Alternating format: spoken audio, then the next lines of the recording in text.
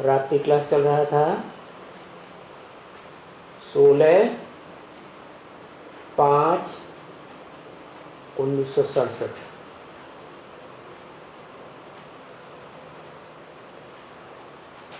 बात चल रही थी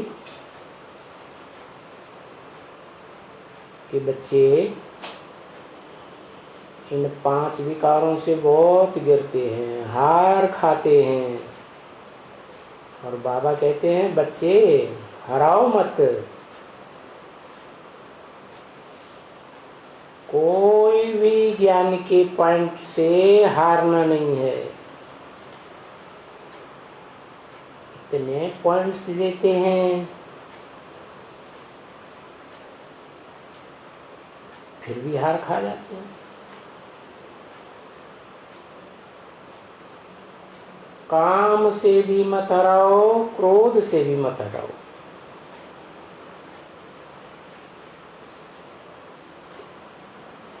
ये मुख्य भूत हैं, काम और क्रोध।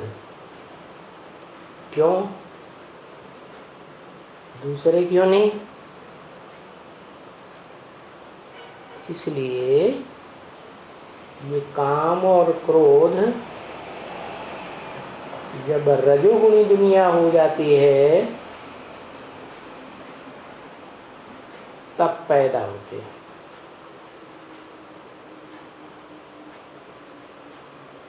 और बहुत पुराने भूत हैं, रजोगुणी द्वापर युगी दुनिया के। तो इन भूतों को अच्छी तरह से जीतना है। इन भूतों को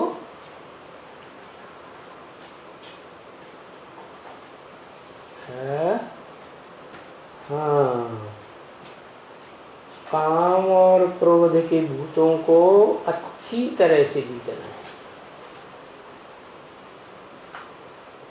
अच्छी तरह से का क्या मतलब हुआ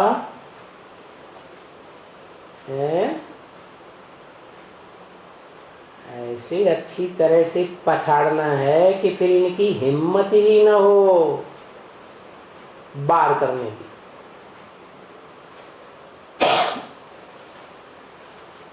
फिर जब अच्छी तरह से जीत लेंगे, अच्छी तरह से इनको पछाड़ खिला देंगे, जैसे 2 पहलवान लड़ते हैं ना, तो एक पहलवान अच्छी तरह से पछाड़ देता है, फिर बस पस्त होके चारों होना चित्त।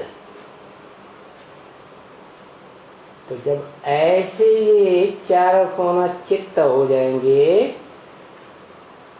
तो ये काम और क्रोध रूपी विकार करवट हो जाएंगे। क्या? ये बहुत सुख देंगे नई दुनिया में। तो देखो बड़ी भारी कमाई है, जबरदस्त कमाई है, और ये तुम्हारी कमाई कल्प कल्प की है।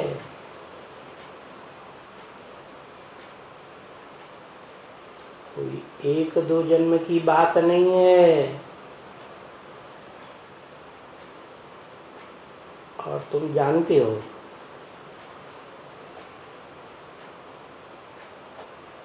कि हम किसके पास आए हुए हैं? किसके पास आए हुए हैं?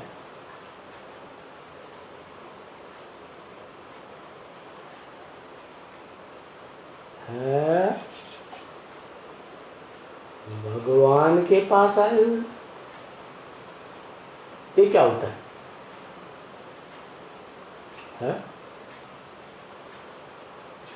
ये भगवान क्या होता है?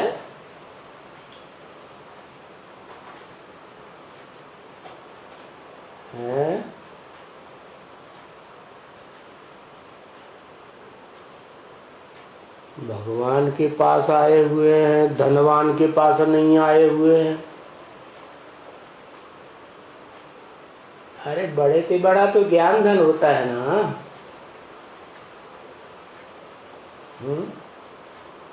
भगवान के पास आए हैं या बड़े के बड़े अखूट ज्ञान धनवान के पास आए हैं? किसके पास आए हुए हैं?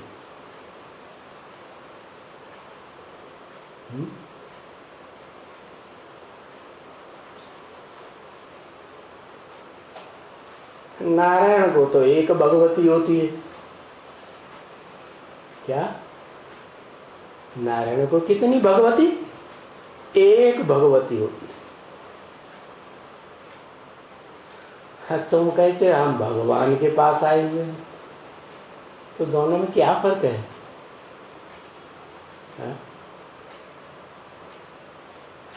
धनवान में क्या फर्क है, भगवान में क्या फर्क है?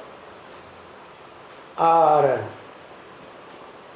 जो नारायण भगवान कहा जाता है उसके पास भगवती होती है, 16 कला संपूर्ण कहा जाता है, उसमें क्या फर्क है? इन तीनों में फर्क बताओ।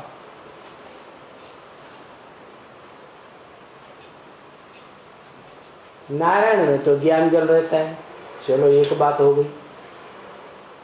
जो ऊंचे ऊंचे नारायण है सृष्टि के आदि में पहली पीढ़ी में, उसमें तो ज्ञान जल रहता है, ठीक बात है। अब दूसरे और रह गए दो, एक धनवान रह गया और एक भगवान रह गया। उनकी भी सिफ्त बताओ।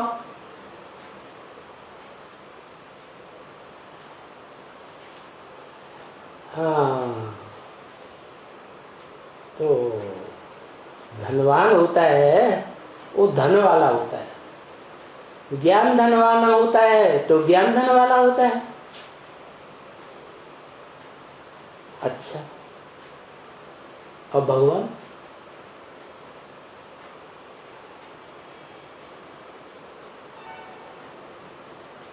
भगवान क्या वाला होता है? हाँ?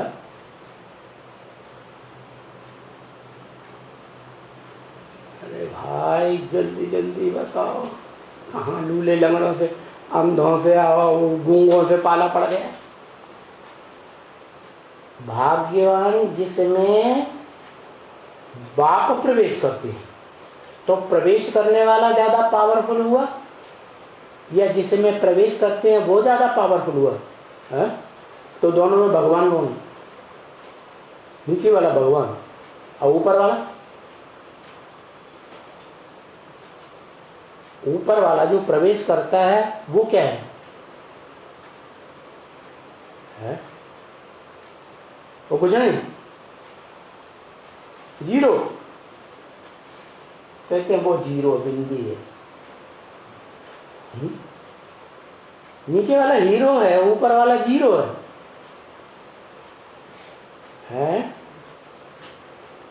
जिस अर्जुन के रथ में प्रवेश करते हैं, शरीर रूपी रथ में, वो अर्जुन हीरो हो गया। और जो प्रवेश करने वाला है उसके रथ में, उसके रथ को संभालता है, वो जीरो हो गया। अरे दोनों में फिर भगवान कौन है? भगवान को तो लोग कहते हैं उससे ज्यादा ताकतवर कोई होता ही नहीं, वो तो सर्वशक्तिवान होता है। तो होता है या नहीं होता है? हैं? भगवान सर्वशक्तिवान होता है। तो ऊपर वाले में जो प्रवेश करता है और नीचे वाले में जिसमें प्रवेश करता है, ज्यादा पावरफुल कौन है? ऊपर वाला ज्यादा पावर, फिर वही भगवान हुआ ना। अभी तो कह रहे थे नीचे वाला भगवान, फिर ऊपर वाला अगर भगवान है तो उसको भग है। नारायण को तो एक भगवती है तो एक भग तो है कम से कम। ऊपर वाले को भग है, एक है कि 1000 है कि 16,000 भग हैं?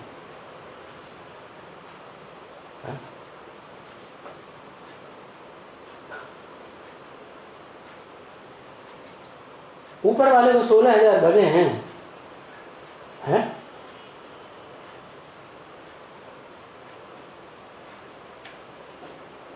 उसे क्या चाहिए, उसे क्यों चाहिए ऊपर वाले को 16,000 भजन?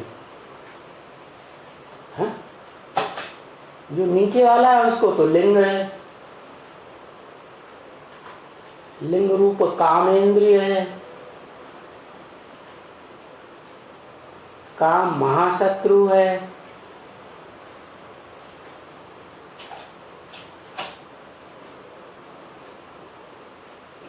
तो जिसको है उसको भग चाहिए। ऊपर वाला पावन बनाता है किसको? नीचे वाले को, सारी सृष्टि को।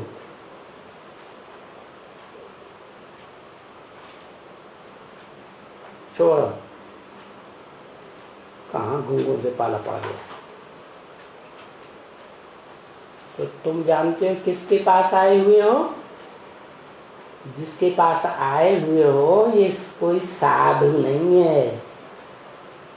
क्या? जो इंद्रियों की साधना करते हैं, जंगल में जाकर के घर बार को छोड़ देते हैं। क्या? वो कोई साधु नहीं है। गृहस्थी है या साधु है? है? बेहद का गृहस्थी है कि हद का गृहस्थी है? है? हद की गृहस्थी को तो एक घरवाली दो घरवाली होती है, ये तो बेहद का गृहस्थी है। क्या? इतनी घरवालियां और किसी को होती ही नहीं है।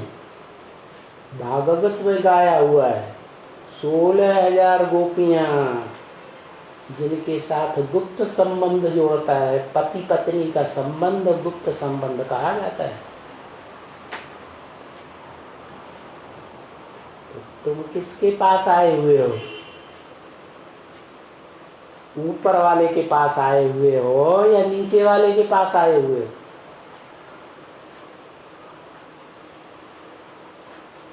हैं? ऊपर वाला तो न साधु है न उसे गृहस्थी कह सकते हैं। वो जब इस सृष्टि पर आता है तो जिसमें प्रवेश करता है उसके साथ उसकी गृहस्थी है। क्या? उसकी पक्की गृहस्थी एक के साथ है या अनेकों के साथ है? एक के साथ पक्की गृहस्थी है। उसको कहते हैं मुकर्रर रथ, मुकर्रर शरीर। जैसे किसी पति को पत्नी होती है ना, तो एक पत्नी तो मुकर्रर होती है, पहली वाली, और बाकी फिर नंबरवार है। उनकी ज्यादा उतनी वैल्यू नहीं होती है, दूसरी तीसरी चौथी पत्नी की। तो जो मुकर्रर रथ लेता है अर्जुन का, मुकर्रर माने परमानेंट। दादा लेखराज का रथ कैसा था? परमानेंट था या टेम्परेरी था?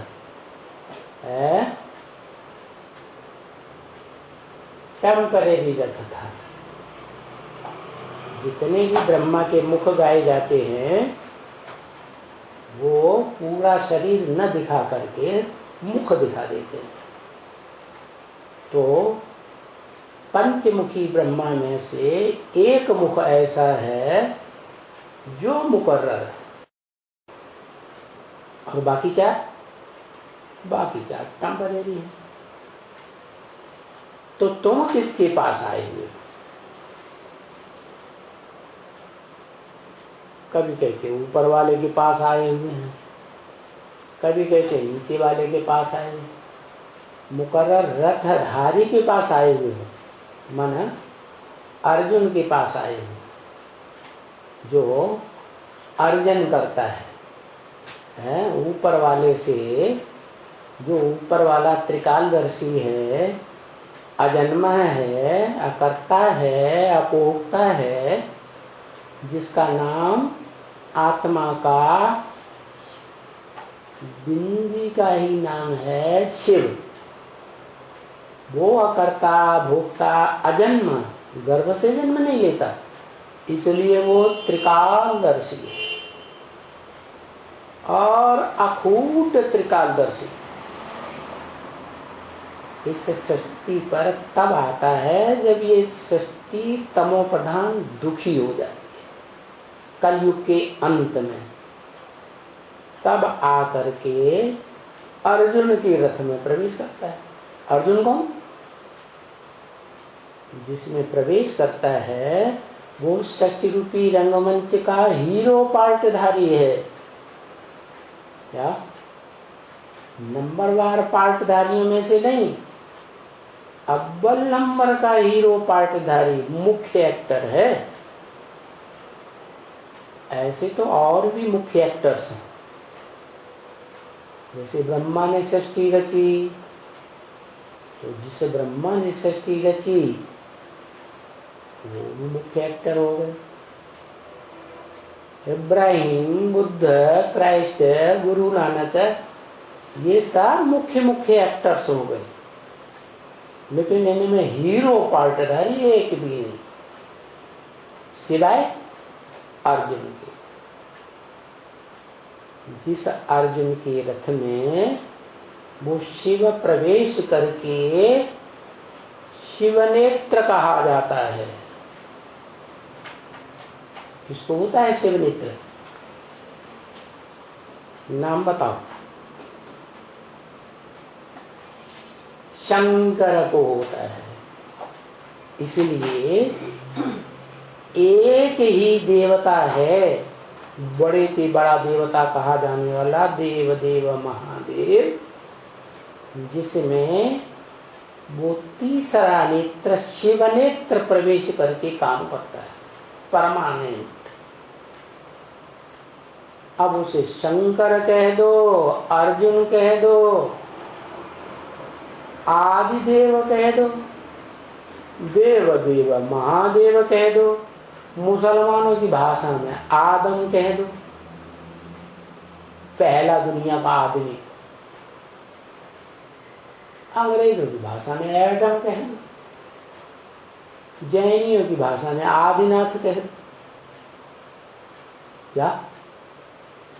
आदि माने आदि का, नाथ माने नथनिया डाल दी। इसे सृष्टि की पार्ट बजाने वाली वो पहली आत्मा जिसकी नाक में नकेल डाल दी। किसने डाल दी? ऊपर वाले ने। तो तुम किसके पास आए हो? ऊपर वाले के पास नहीं आए हो। जिसको नकेल डाली जाती है उसके पास आए हो। है? अभी कहते थे कि हम उसके पास आए हैं, मुकर्रर रथधारी के पास। अभी तो आराम से सो गए, थोड़े धोख और लगा लो।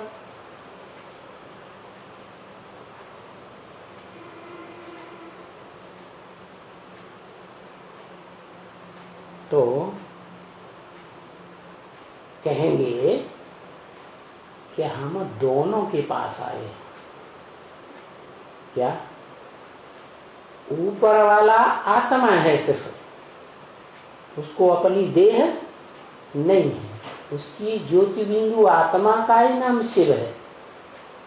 और इस सृष्टि में जब आता है कलयुग के अंत में, तो जिस समय प्रवेश करता है वो हीरो पार्टधारी अर्जुन या शंकर, वो शंकर ही है हीरो पार्टधारी। सारी सृष्टि रूपी रंगमंच पर सतयुग, त्रेता, द्वापर, कलयुग, चारों युगों में, चारों सीन में पार्ट बजाता है, लेकिन हीरो का पार्ट ही बजाता है। सतयुग की पहली पीढ़ी में 16 कला संपूर्ण जो हे कृष्ण नारायण वासुदेव कहे जाते हैं, उनको भी जन्म देता है। त्रेता में जो भी राज्य करने वाले राम हैं, पीढ़ी दर पीढ़ी 13 जन्मों में, उन सबको जन्म देने वाला पहली पीढ़ी का बाप वो ही राम, जिसे शंकर कहा जाता है। संगम द्वापर में वो व्यास जो वेदों की रचना रचता है, वेद व्यास कहा जाता है, वो व्यास जो उन वेदों की व्याख्या करता है आरण्यक में, शतपथ ब्राह्मण आदि में, या उपनिषदों में, या पुराणों में से मुख्य पुराण जैसे है महाभारत युद्ध जो हुआ उसका ग्रंथ लिख दिया। महाभारत बहुत बड़ा पुराण है। फिर भागवत महापुराण, तो ऐसे ऐसे जबरदस्त शास्त्रकार जो द्वैतवादी द्वापर युग से दाढ़ी मूछ वाले मनुष्य के रूप में दिखाया गया। अब बताओ, दाढ़ी मूछ देवताओं को होती है कि मनुष्यों को होती है?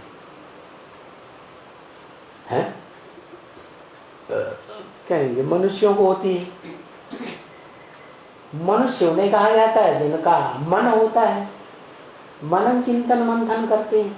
तो शास्त्रों से तो साबित ही हो जाता है कि सबसे ज्यादा मनन चिंतन मंथन तो नहीं किया, व्यास ने किया।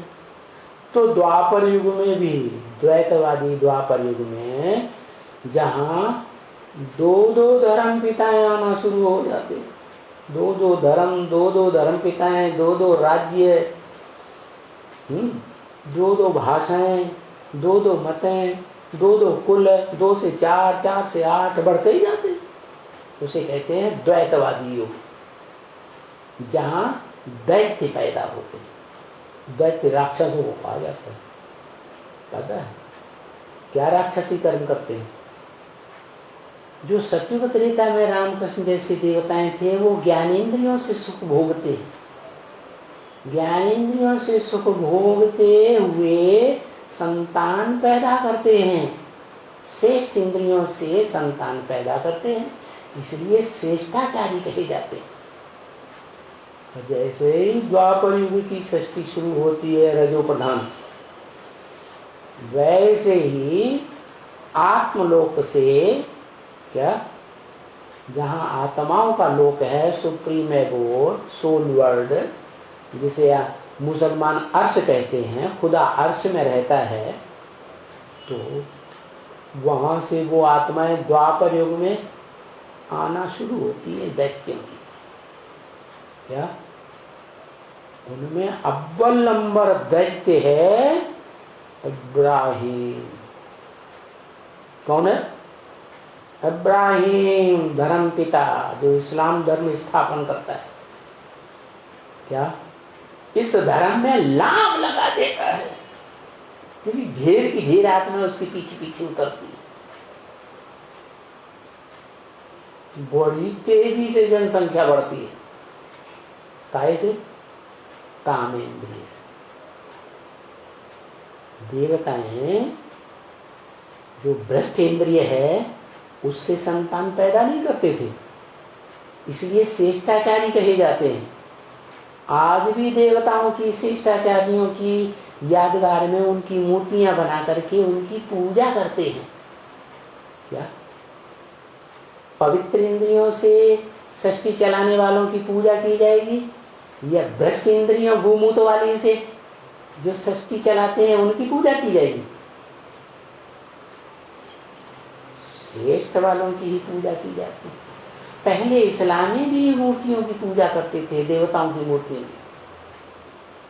बाद में ये मोहम्मद आया, नंबर 2 का मुसलमानी धर्म पिता, इसने सारी मूर्तियों को तोड़वा दिया। ये अंधश्रद्धा है, ये अंधविश्वास है, ये मूर्तियां थोड़ा ही भगवान है। पत्थर की मूर्तियां कोई भगवान होती? और मूर्तियां भगवान नहीं होती, उनमें भावना तो है उनकी, कैसे थे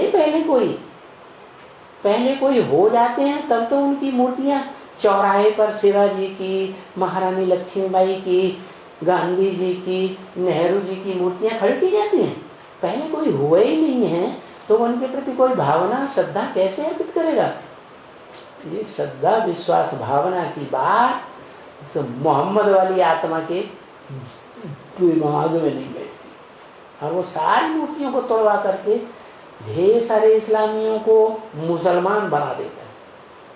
इतना ही नहीं, उसके फॉलोअर्स भारत में आकर के आक्रमण करके यहाँ की सारी मूर्तियों को तोड़वा देते हैं। तो ये है द्वैतवादी द्वापर युग से इब्राहिम के द्वारा कौन सी इंद्रिय की मारामारी शुरू करना होता है? काम इंद्रिय। ये काम इंद्रिय की मारामारी से पहले पहले प्रभावित तो कौन हुआ? भारतवासी। क्योंकि ऊपर से आने वाली आत्मा तो सत्व प्रधान है। सत्व प्रधान आत्मा गर्भ से तो जन्म लेती नहीं। तो जो सत्युग त्रेता से जन्म लेते हुए देव आत्माएं आती हैं, उन देवात्माओं में ही धर्म पिताएं प्रवेश करती हैं। जितना ऊंचा धर्म पिता उतनी ऊंची देवात्मा में प्रवेश करता है।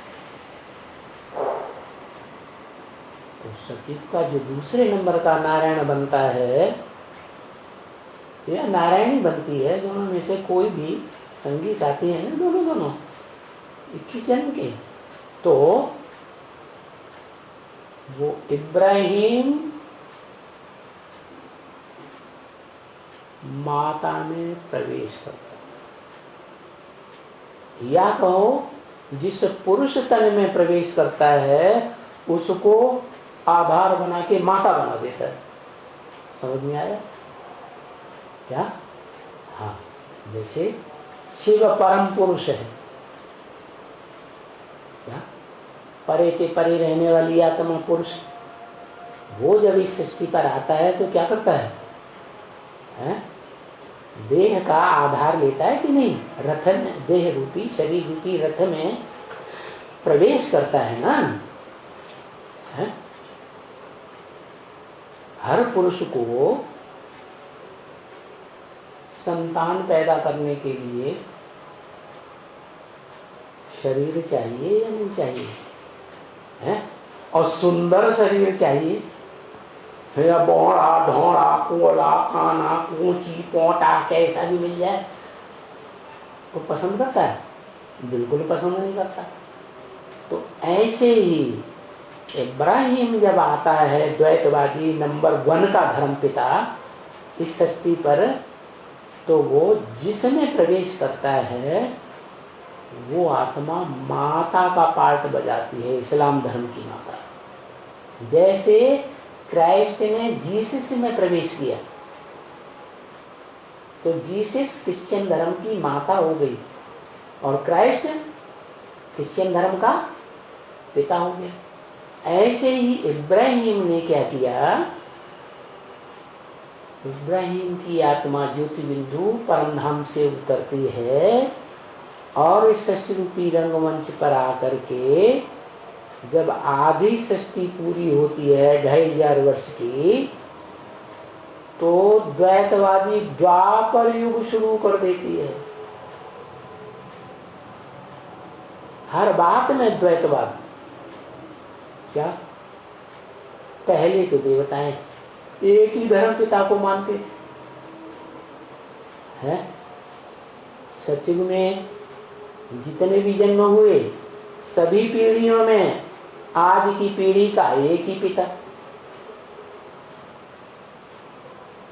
जिससे नारायण का जन्म होता है 16 कला संपूर्ण का।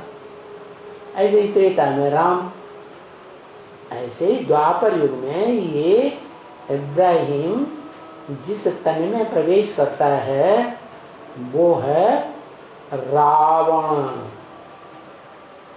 क्या? रुलाने वाला। और रावण होगा तो साथ में माया भी होगी, मंदोदरी भी होगी। मंदोदरी नाम क्यों पड़ा शास्त्र में? बुद्ध रूपी पेट बंद है, इतनी अकल नहीं थी उसको भगवान को पहचानने की। तो उसको कहेंगे माया। और जिस पुरुष में प्रवेश किया उसका नाम हुआ रावण। वो अगर इस्लाम धर्म में कन्वर्ट न हुआ होता, देव आत्मा थी ना पहले सत्यवत रेता में, वो आत्मा अगर इब्राहिम का आधार न बनी होती, उसके प्रभाव में न आई होती, तो इस दुनिया में रावण राज्य आता ही नहीं, राक्षसों का, दैत्यों का। क्या दैत्य कर्म किया, क्या राक्षसी कर्म किया? भ्रष्ट इंद्रियों से मारा मारी का कर्म शुरू कर दिया। क्या स्त्री चाहिए या न चाहे, उसको जब आवेग आता है तो वो अपने को रोकता नहीं। ये काम विकार ऐसा है काम इंद्रिय का कि बुद्धि भ्रष्ट कर देता है। माया सवार हो जाती है अच्छी तरह से, तो उनको भ्रष्टाचारी कहा जाता है। भ्रष्ट इंद्रियों से आचरण करने वाले, चलो ठीक है, भ्रष्टाचारी दुनिया में सभी भ्रष्टाचारी होंगे। कामेंद्रियों से, भ्रष्ट इंद्रियों से ही संतान पैदा करने वाले, आचरण करने वाले होंगे। लेकिन एक और गड़बड़ है, वो इब्राहिम जिसमें प्रवेश करता है, उसकी जो पत्नी है ना, क्या पुरुष तन में प्रवेश करता है इब्राहिम, उसकी जो पत्नी होती है वो है मायाविनी। क्या? माया रूपिणी। से अपनी भारतीय परंपरा में माया को बेटी कहा जाता है। क्या? भगवान की बेटी है, लेकिन कैसी बेटी है? नियत खराब। बाप के ऊपर ही नियत खराब हो जाती, ऐसी माया बेटी।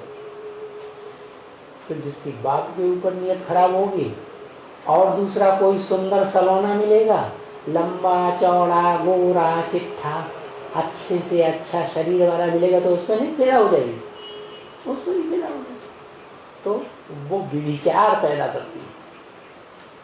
तो जब से इस्लाम धर्म आया, उसने ये विचारी बात बुद्धि में डालना शुरू। सबसे पहले किसको डालती है? नहीं पता है? अरे पता होना चाहिए हम ब्राह्मणों को। हमको ब्राह्मणों को बाबा ने सब कुछ बता दिया। ब्रह्म वाक्य मुरली में बोला है, माया क्या करती है? प्रकृति से हाथ मिलाए लेती है। ये प्रकृति क्या है? ये प्रकृति है प्रकृष्ट रूपेण कृति। कृति माने रचना, जो परम पुरुष की प्रकृष्ट रचना है, वो है प्रकृति। और प्रकृति भी दो प्रकार की बताई। क्या? कौन कौन से प्रकार की? एक परा प्रकृति, एक अपरा प्रकृति। परा प्रकृति का मतलब है आत्मिक स्टेज में रहने वाली। क्या? आत्मिक अविनाशी स्टेज में रहने वाली। और दूसरी है अपरा प्रकृति, थोड़ी नीची किस्म की है, वो भी आत्मा, लेकिन नीची किस्म की आत्मा, माना बुद्धिहीन। कैसी है? बुद्धिहीन। बुद्धिहीन माने जैसे मंदोदरी को कहते हैं, मंद उदरी। कैसा उदर? बुद्धि रूपी पेट जिसका मंद है। क्या? तो वो मंद बुद्धि वाली होने के कारण भगवान के असली रूप, प्रैक्टिकल रूप को नहीं पहचान पाती। क्या वो खुद स्थूल बुद्धि है, तो स्थूल बुद्धि रथ रूपी शरीर को तो याद करती है, पहचानती है, लेकिन उसमें प्रवेश होने वाली वो सुप्रीम सोल कौन है उसको नहीं पहचान। जब पहचान नहीं पाएगी तो याद किसको करेगी? है नीचे वाले को याद करेगी, रथ को याद करती है। तो वो है महाकाली, वो है दिति माने खंडित, और जो उससे ऊंचे किस्म की कृति है, प्रकृति रचना परम पुरुष की, वो है क्या? कौन?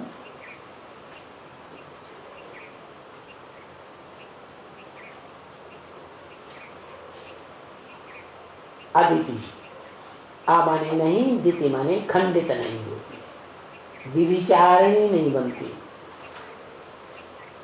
भारतीय परंपरा ने उसको पार्वती नाम दिया है। क्या उसका विरुद्ध क्या है? वरं शंभु न तो रहूं कुंवारी। या तो शंकर जी का वर्ण करूंगी, जिस शंकर में वो परम पुरुष शिव भी प्रवेश करता है मुकर्रर रूप से। मुकर्रर रूप से वो और किसी में प्रवेश ही नहीं करता। तो मैं ऊंचे ऊंचे का ही जन्म जन्मांतर वर्ण करूंगी, कोई भी जन्म में अगर स्त्री चोला धारण करूंगी तो उसी का वर्ण करूंगी, अगर पुरुष चोला धारण करूंगी तो मैं सन्यासी हो जाऊंगी। क्या क्या हो जाऊंगी? सन्यासी हो जाऊंगी, पवित्र बन जाऊंगी। और वो सन्यासी भी, राजाएं भी पूजा करते हैं। क्या तो जो हीरो पार्टधारी बड़ा राजा बनेगा, जहां कहीं भी बड़ा राजा बनेगा, मैं उसका गुरु बन के उसके पास बैठूं, या वो मेरे पास बैठेगा, मेरी उपासना करेगा, तो साथ ही रहेगा या दूर रहेगा? है साथ ही रहेगा। तो दोनों हाथों में लगते। तो वो है परा प्रकृति, पार्वती। उसको कहते हैं लक्ष्मी, महागौरी। क्या एक प्रकृति का दो रूप बताएगी तन। एक परा प्रकृति माने परे ते परे स्टेज में रहने वाली, आत्मिक स्टेज में रहने वाली, और दूसरी अपरा प्रकृति, वो नीचे किस्म की रचना है, वो है देह। को पत्थर महाकाली, काले कर्म करने वाली, चंडिका देवी कह दो। तो तुम बच्चे जानते हो तुम किसके पास आए हो? बाबा पूछते हैं तो बढ़िया बढ़िया तेरी भी नहीं तो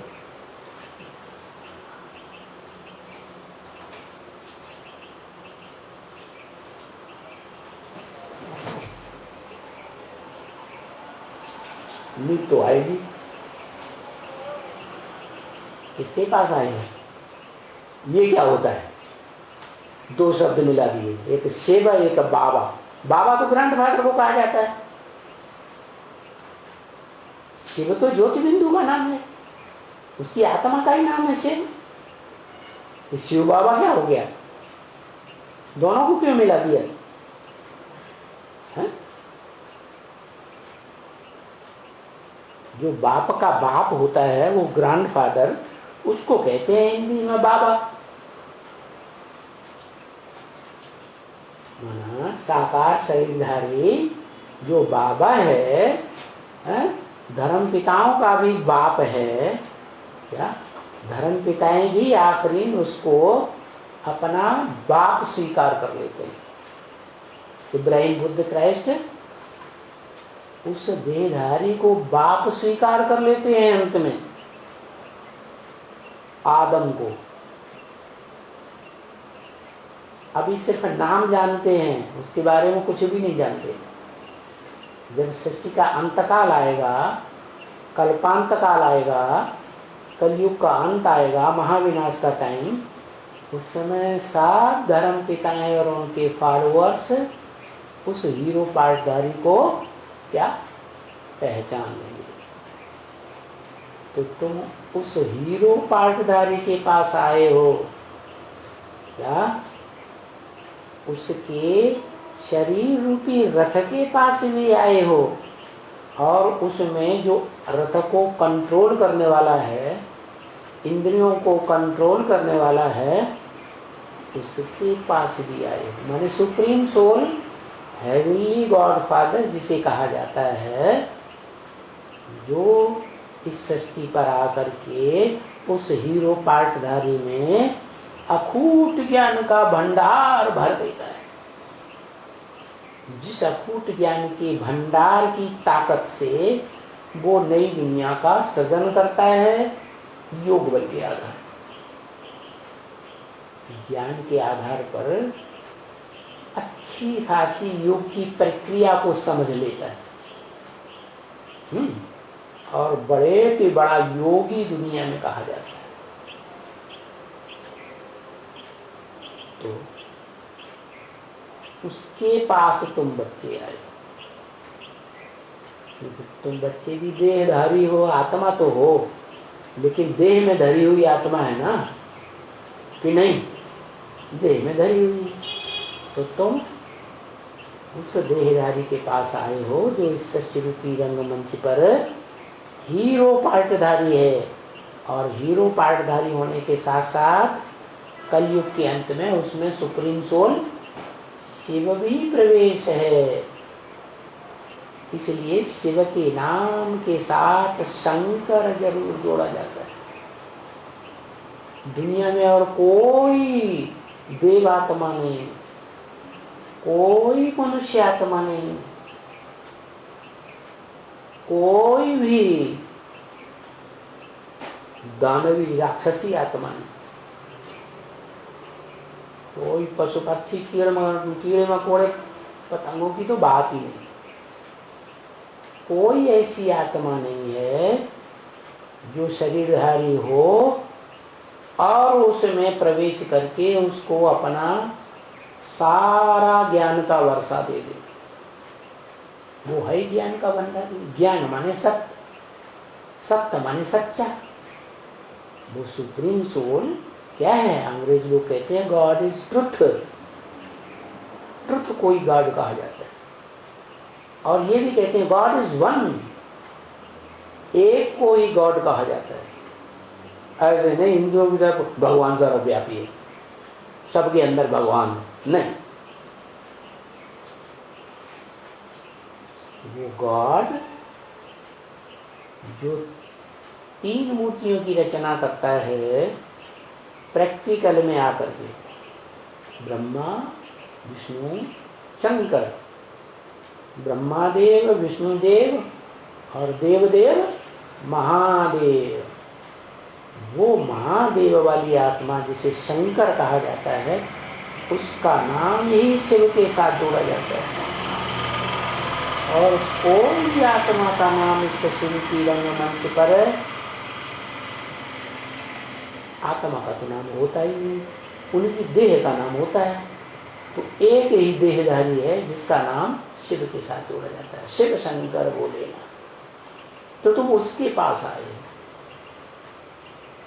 और वो कोई साधु नहीं है क्या कि जंगल में जाकर के स्त्री बीवी बाल बच्चों को छोड़ करके इंद्रियों की साधना करे, इंद्रियों को कंट्रोल करे। नहीं, ये तो कर्मयोगी है, इंद्रियों से पक्का पक्का कर्म करने वाला है। चाहे ज्ञान इंद्रियां हो, चाहे कर्म इंद्रियां, चाहे श्रेष्ठ इंद्रियां हो, चाहे भ्रष्ट इंद्रियां, भ्रष्ट इंद्रियों में भी सबसे पावरफुल जो इंद्रिय है काम इंद्रिय, उसका काम करना भी छोड़ता नहीं। वो कोई ऐसा साधु नहीं है कि छोड़ छाड़ के भाग जाए जंगल में, है क्या है? नहीं है। वो सन्यासी नहीं है। संग माने संपूर्ण, न्यासी माने त्यागने वाला। बीवी बाल बच्चे घर बार सबको त्याग के जंगल में चला जाए, नहीं, समझा? कोई महात्मा नहीं है। क्या दुनिया में जो पवित्र रहते हैं उनको महात्मा कहते हैं ना? ऐसी कोई महात्मा नहीं है। नहीं, तुम आए हो बाप के पास। बाप तो परिवार पैदा करता है, और जो परिवार पैदा करता है उसका भारत में गायन है वसुधैव कुटुंबकम। क्या? सारी वसुधा, सारी पृथ्वी के जितने भी प्राणी हैं सब कुटुंब बनेंगे उसका। वो एक बाप होगा तभी परिवार बनेगा, कि बिना बाप के परिवार बनेगा? वसुधैव कुटुंबकम बनेगा तो कुटुंब को जन्म देने वाला बाप होना चाहिए या नहीं होना चाहिए? तो इस बातों को जानते ही नहीं कि ऐसे कैसे वसुधैव कुटुंबकम बन जाएगा। तो तुम आए हो उस बाप के पास। किस बाप के पास? जो साधु सन्यासी नहीं है, गृहस्थी है बेहद का, हद का गृहस्थी नहीं, 2-4 पत्नियों वाला है, 2-4 बच्चों वाला। क्या मनुष्य सृष्टि में जितने भी कलयुग के अंत में मनुष्यों की संख्या होती है 500, 700, 750 करोड़, सबका बाप जिस तन में प्रवेश करता है वो सब मनुष्य मात्र का बाप बीज है सारी मनुष्य सृष्टि का। उसके पास तुम आए तो 2 बातें हो गई। किनके पास आए हो?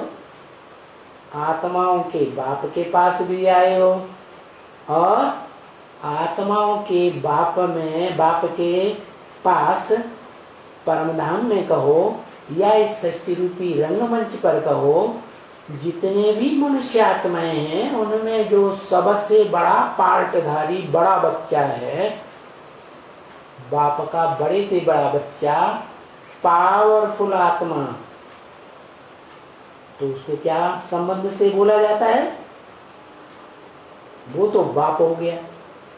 और जो बड़ा भाई होता है आत्माओं के बीच में, पार्टधारी आत्माओं के बीच में, भोगी आत्माओं के बीच में जो बड़े से बड़ा बच्चा है उसका नाम क्या क्या कहते हैं? बड़े भाई को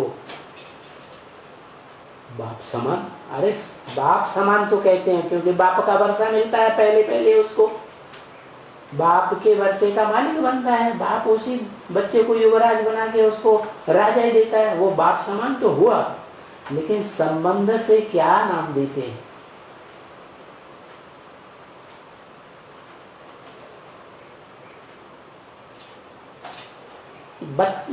माता कहां से हो गई?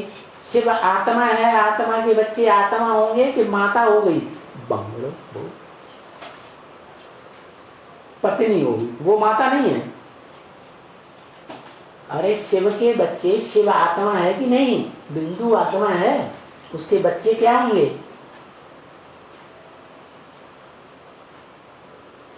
दादा। बड़े भाई को क्या कहते हैं? दादा।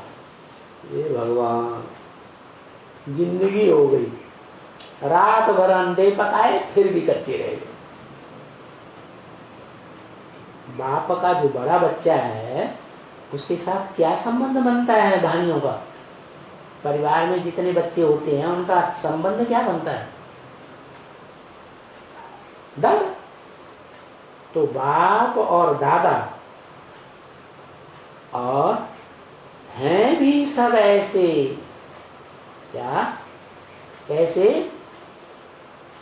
शिव के बच्चे, शिव बिंदु, तो बच्चे भी सब ऐसे। कैसे? बिंदु। बिंदु रूप आत्मा है ना, जिनकी यादगार बिंदी लगाते हैं भ्रुकुटी के मध्य में। कहाँ लगाते हैं? नाक के ऊपर, ठोड़ी के ऊपर, गाल के ऊपर नहीं, भरी पूरी जो भ्रुकुटी है उसको कहते हैं भ्रुकुटी। गीता में भी कहा है जब मृत्यु होती है तो उस समय भ्रवोर मध्य प्राणम आवेक्ष्य सम्यक, भ्रुकुटी के मध्य में जो प्राण रूप आत्मा है उसको भली भांति स्थापित करके स्मृति में लाना चाहिए। लेकिन बेचारे वो जानते ही नहीं है शास्त्रकार, जिन्होंने लिखापट्टी की गीता की, उन्होंने की पहले वेद व्यास, उनको ये पता नहीं कि आत्मा ज्योति बिंदु है। लिखा है गीता में अणोणीयान समनुस्मरेत, उन्होंने समझा ये भगवान का रूप है। अरे जो मनुष्य शक्ति के बाप का रूप होगा, हेवनली गॉड फादर का रूप होगा, वो ही तो बच्चों का रूप होगा। है? हाथी मोटा ताजा होगा तो बच्चा मोटा ताजा नहीं होगा। सांप लंबा लंबा होगा तो बच्चा लंबा लंबा नहीं होगा। चींटी छोटी सी होगी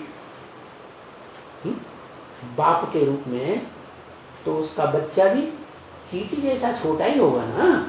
ऐसे ही ये जो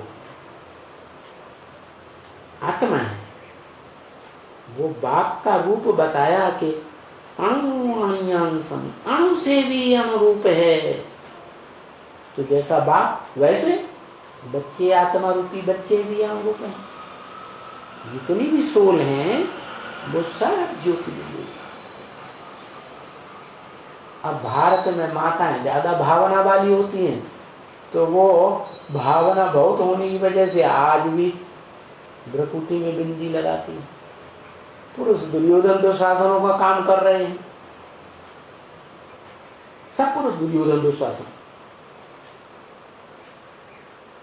ब्रह्म वाक्य है मुरली में, क्या कैसे दुर्योधन, ऐसे दुष्ट युद्ध करने वाले का नाम दुर्योधन दे दिया। शास्त्रों में जितने भी नाम है काम के आधार पर नाम। क्या दुष्ट युद्ध करते हैं? अरे द्वापर युग से जब से इब्राहिम आया और उसने भ्रष्ट इंद्रियों से संतान पैदा करना शुरू किया तो सारी दुनिया भ्रष्टाचारी तो बन गई, भ्रष्ट इंद्रियों से आचरण करने वाली। लेकिन दुर्योधन जो होते हैं दुष्ट युद्ध भी करते हैं। जो भी भ्रष्ट इंद्रियों से आचरण करने वाले हैं वो प्यार से आचरण करें ना, प्यार से संतान पैदा करें ना, नहीं जबरदस्ती करेंगे, बल का प्रयोग करेंगे, युद्ध करेंगे। अरे नारी जाति अबला बना दी और पुरुष में तो वो हथियार है जबरदस्त मारने वाला, तो वो तो प्रबल हो गए। तो भ्रष्ट इंद्रियों से आचरण ही नहीं करते हैं जो सारी दुनिया आज करती है, भ्रष्ट इंद्रियों से आचरण और संतान पैदा करती है, शक्ति चलाती है। लेकिन वो दुराचारी भी हैं। दुराचारी माने दुष्ट आचरण करने वाले। कैसा दुष्ट आचरण करने वाले? बल का प्रयोग करते हैं, बाहुबली है। अरे अबलाओं के ऊपर तुम क्या बाहुबल का प्रयोग करते हो? शर्म नहीं आती है? हैं? कोई पहलवान से लड़ो ना भीम जैसे से, तुम्हारी हड्डी गुड्डी तोड़ के रख दे। डरते भी हैं। तो बताया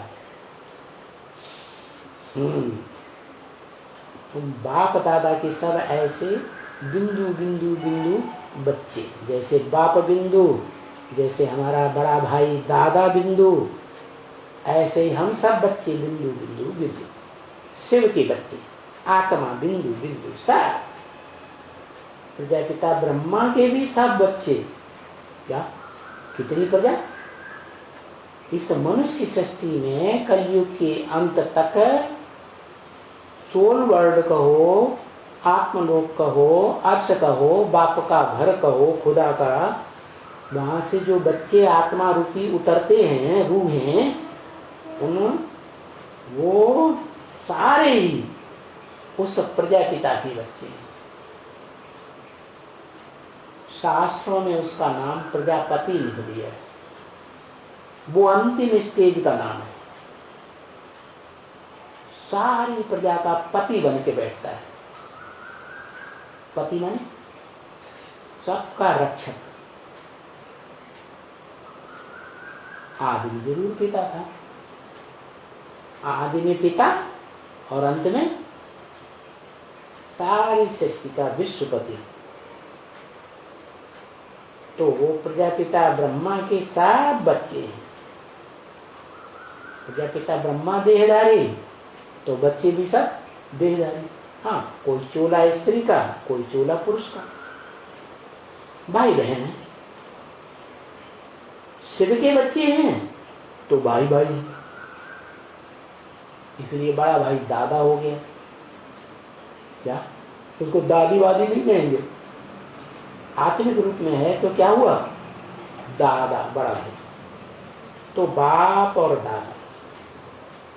तो प्रजापिता ब्रह्मा के भी सब बच्चे हैं, क्योंकि पहले पहले रचना ही तो ऐसी होती है ना, ब्रह्मा द्वारा ब्रह्मा। क्या जब सृष्टि रचने के लिए सुप्रीम सोल बाप इस सृष्टि पर आते हैं शिव, तो क्या होता है? पहले पहले रचना ही ऐसी होती है। कैसी? साकार शरीरधारी। क्या शिव आते हैं निराकार, इस सृष्टि पर आते हैं, तो जिसको अपनी पत्नी बनाते हैं, पहली रचना बनाते हैं ना, तो उसको नाम देते हैं ब्रह्मा। तो ब्रह्मा द्वारा ब्रह्म। क्या? जैसे शिव के बच्चे फॉलोअर शैव, विष्णु के फॉलोअर वैष्णव, एक मात्रा बढ़ जाती है बच्चे के अर्थ में, फॉलोअर के अर्थ में। ऐसे ही ब्रह्मा द्वारा जो बच्चे पैदा हुए हैं, मुख से पैदा हुए तो मुखवंशावली, और कोख में बैठ करके, गोद में बैठ करके नशा लिया, नशा चढ़ गया, हम गोद के बच्चे हैं, तो कुहवंशावली। दो चेहरे की कृति होगी। जैसे सुप्रीम सोल इस सृष्टि पर आता है तो दो तरह की रचना रचता है।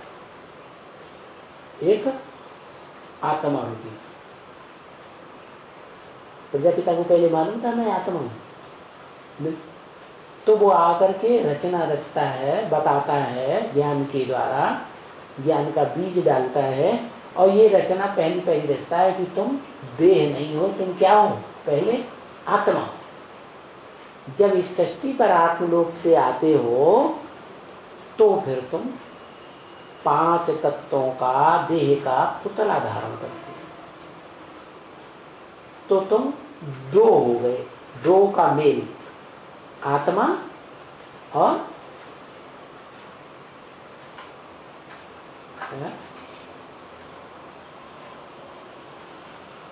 हाँ, आत्मा रूपी बच्चे।